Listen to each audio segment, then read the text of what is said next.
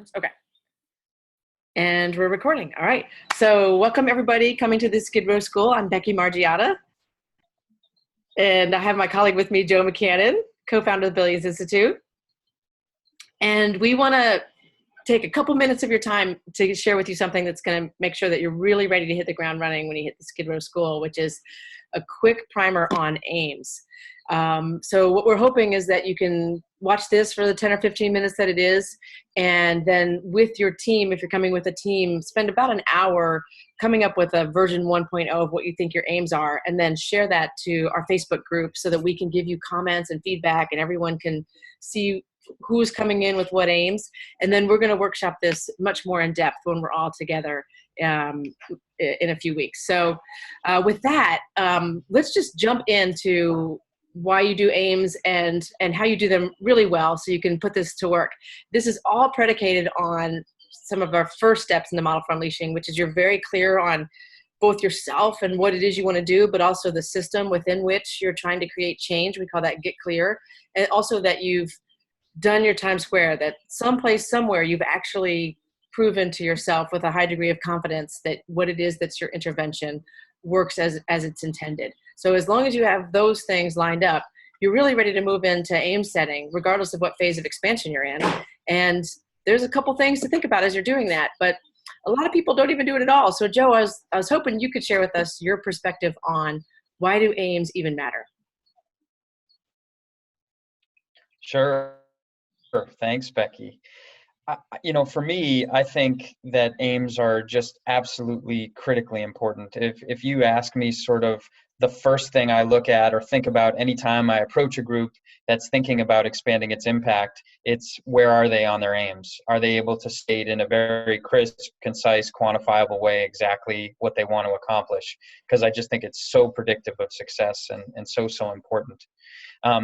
The reason it's so important is actually kind of has several components to it. I would say the big reason, the primary reason it's so important is because what aims do is they take us from sort of a broad vision of what we want to accomplish. I want to make education better.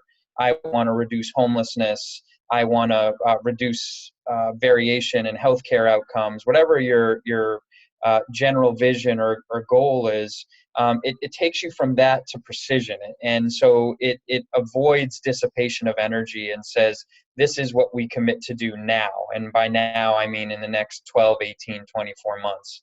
So it really has a power in terms of focusing action and attention. The second thing that aims do is they really kind of efficiently communicate to the whole movement, to everyone who's a part of it, exactly what we're trying to get done together. It's our shared elevator pitch. We are trying to house 100,000 chronically homeless people by July 1st, 2014. Whatever the goal happens to be, it's our way of sort of making sure that everyone knows what we're really about. Now, when you do that, when you set an aim like that, it also means you might kind of lose some people. So it's the third reason why aims are so critical is actually it's a way of testing commitment. It's a way of seeing who's really in and who's really out. Because if you say to me, Joe, do you want to work on reducing chronic homelessness? I say, yeah, absolutely. Oh my God, who's going to say no to that? But if you say to me, Joe, I want you to work on reducing chronic homelessness, and I want you to, in your community, house 2.5% of your chronically homeless people every month, I say, okay, wait a second, this is real. This is something that I actually have to get done. And so it's a way of testing commitment. The final thing that I think aims do that's really powerful, particularly when we're talking about large scale change and when we're talking about building movements and reaching more people, is that they kind of reinforce the idea that we can't do the thing ourselves. So they should be big enough that they imply very, very strongly that this isn't something I can do on my own. I can't house 100,000 chronically homeless people on my own. However, I can look around to my left and my right and see other people who are willing to make their contribution to the overall aim. And so it makes me understand that I actually can't do this myself, and I need to rely on others, which is really kind of a critical philosophical jump that leaders of large scale change have to make. You can't just do more, harder, longer, faster yourself as you have before. What got you here won't get you there. What you need to do is you need to build new relationships. And a way to build new relationships is to set an aim that's ambitious enough that it invites and in fact requires other people to be a part of the work that's getting done. So it's a lot there, but I feel very enthusiastic when I talk about aims. I think that they're just so important for thinking about expanding our impact, for again focusing our action, testing commitment, bringing people together. All of those things are served by a really powerful aim. Yeah, I love it. It's so important to me. That's the catalyst for then all the creativity takes place within that, right? That's what forces creativity. I love it. Great. All right. I know everybody's listening and taking copious notes, and we'll go over this again at the school, but they're important. They really matter. So now that I'm all pumped up and I know, oh my gosh, I need an aim. You've created some principles about how to do that. There's a method to the madness, and we're going to go over this a lot more at the school, but if you could share that with folks now, they can kind of get started. And I'm going to share a screen real quick, so that people can follow along as you share. But what are the principles for setting compelling aims? Get us started. Sure.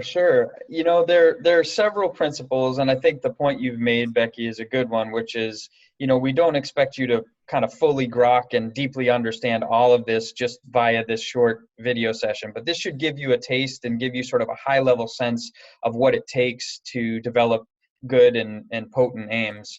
And then we'll be able to workshop this a lot more when we're together face to face. But the first principle, the first thing you need to know when you're setting compelling aims is, what does full scale look like? And what I mean by that is, if you were to take your practice or solution or innovation, the prototype or pilot that you've done that you're feeling good and excited about, that you want to expand, if you were to take that and bring it to everyone who could benefit from it, or every organization that could benefit from it, what would the scope or what would the scale of that be? So for instance, in the work that I did in US hospitals from 2004 to 2008, we had a set of interventions to reduce infections, medication errors, surgical complications in hospitals around the US. And there were just over 5,000 hospitals around the US. That was full scale. We wanted to reach all US hospitals. That was the big dream way out there in the future. That was full scale. So we had that as kind of a reference point to start with. Then the next thing you have to ask yourself is, okay, where are you currently in the expansion process? How many organizations or individuals or groups have you reached in your current phase of work? So prior to launching the 100,000 Lives campaign, the hospital-based work that I was just alluding to, we had worked in about somewhere between 200 to 400 hospitals across the U.S. on a pretty regular basis at the Institute for Healthcare Improvement. So we sort of had a starting group or a starting place to actually begin the work and begin the expansion. So you understand full scale, you understand where you are in the expansion process, and then our rough rule is that you try to expand by about 5 to 10 times as much as you are currently at, and you try to do it on roughly the same time frame that it's taken you to get where you currently are. So if it took us 5 years to get to let's just say 300 hospitals that were taking part in our work at the Institute for Healthcare Improvement, our hospital-based work, we would say, well, okay, it would probably take us roughly 5 years to get to anywhere between 1,500 and 3,000 hospitals. So we could go to about 5 to 10 times bigger on the same rough time frame. So that's sort of the starting point, understanding full scale, understanding where you currently are, and then using this rough rule that actually has its origins in industry and in manufacturing and franchising to sort of think about the rate at which it's probably appropriate for us to expand. And I'll tell you that, we work with some people who do a 3x or a 4x, so it's not quite as ambitious. Some people who have done a 12x. In Becky's case, in the year, you recall in the 100,000 homes campaign, you guys did a 20x, which is the biggest and most ambitious I've ever seen. But basically, this is a guideline, and it says that, if we do much less than this, we're not being ambitious enough. And if we do much more than this, the wheels tend to come off. Mm-hmm. From a mathematical standpoint, if you observe this rough rule, what you find is that you basically start to see exponential growth or exponential increase. So if you do 10 times with every phase of expansion, that is by definition exponential growth. So it's not just rooted in experience. This seems to be what works, but also we know that if we adhere to this, we're going to see that the so-called hockey stick, that exponential growth that venture capitalists and social entrepreneurs fantasize about all the time. So the clouds part and the heavens shine and the hockey stick happens. Exactly. Yeah. So once you've done that kind of gives you an initial frame and an initial starting point.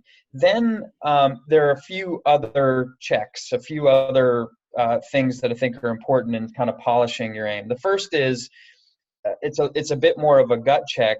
You need to walk the line between electrifying people, really pumping them up and saying, wow, this is thrilling, this is exciting, I'm being invited to do something historic and important, and electrocuting people, which is saying people are just totally overwhelmed and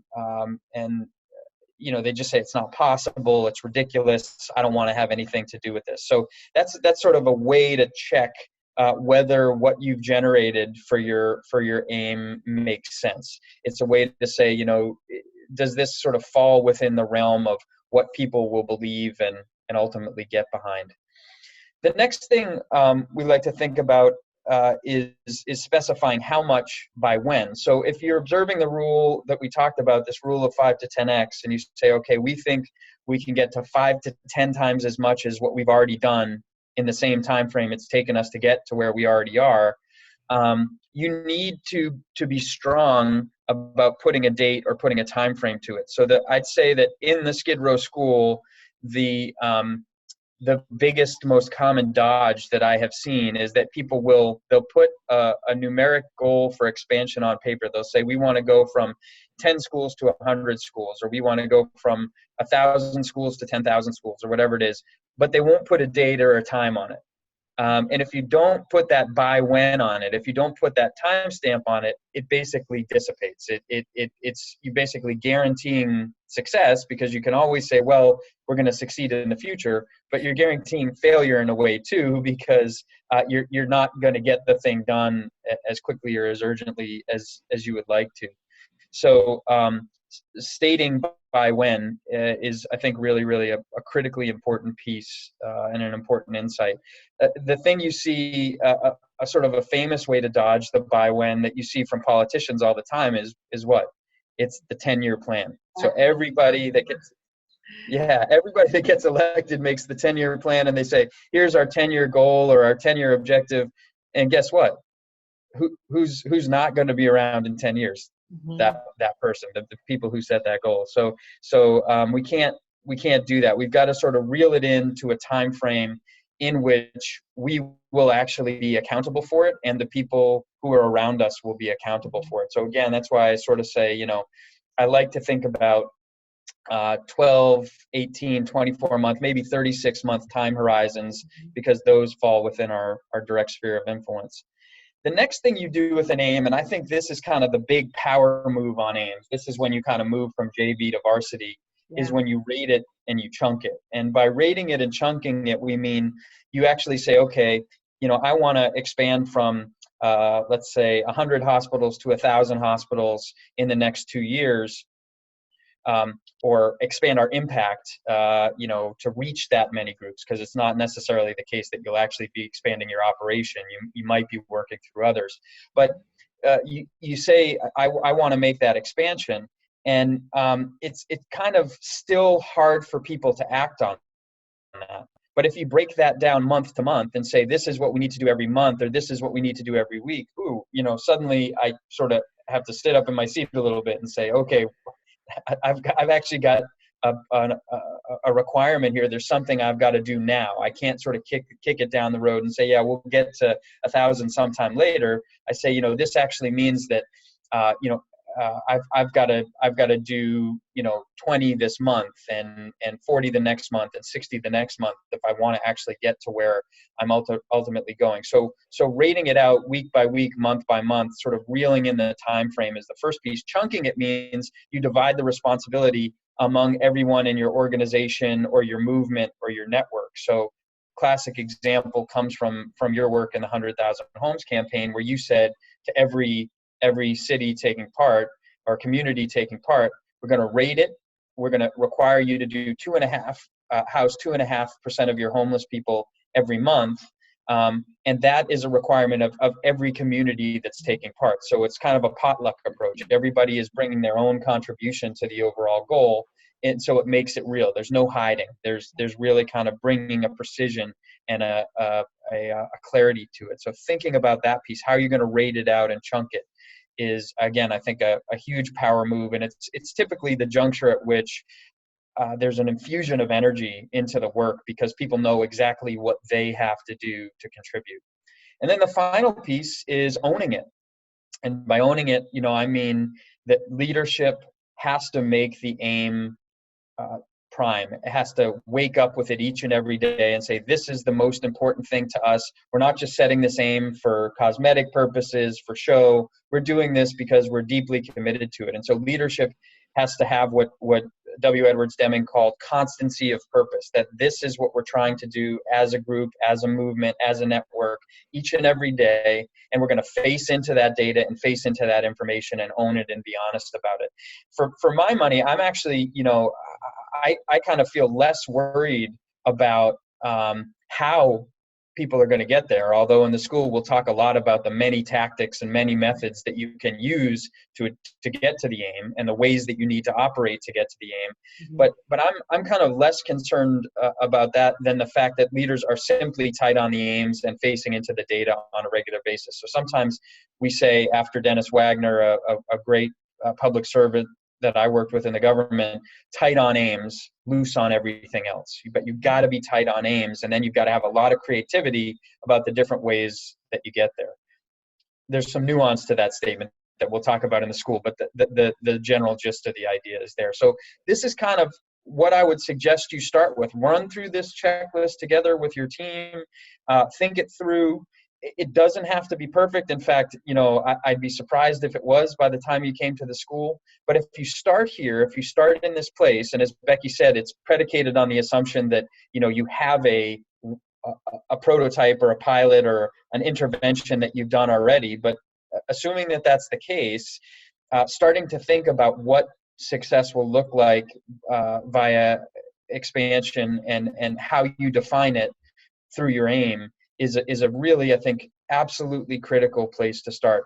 I predict it will feel a little scary to put it out there. I predict it will feel a little bit worrying as to whether or not you're getting it exactly right. But I also predict that when you finally step into your aim and own it and say, this is what we're going to do and this is what we're going to accomplish, it will be liberating in ways that will really be surprising and actually kind of joyful for you. So I think I've said my piece, and I think we don't want to make this too long. And I'm usually someone who has a way of doing that. So I will reel myself in and see, Becky, if there's anything else that you want to say or riff on before we close. That was just so great. Great, short, condensed summary, and you'll hear it again. And please take this, spend some time with your team, and take your draft aim, and it's okay if it's not perfect, but whatever you're starting with, and please put that in the Facebook group, and please comment on everyone else's. What if you feel like that is electrifying, if you feel excited, or if you're like, wow, I didn't know someone could even do that, that's great, or where's the how much by when? Like, feel free to do some peer critique as well. And no shame in that game. It's not going to be perfect, but it's going to be good, and we're here to help make that a reality. So Joe, I want to thank you for giving us that brain dump, and I learn something every time I listen to you. So thank you very much. It's my pleasure, and it's fun to do it. And I'm just want to say how much I'm looking forward to seeing everybody at the school. This for us is one of the highlights of our year. So we will roll up our sleeves and make good progress together, and hopefully set everybody on a course toward really significantly expanding their impact. Yeah. All right. Well, thank you, Joe, and thank you, everyone. And we'll see you real soon.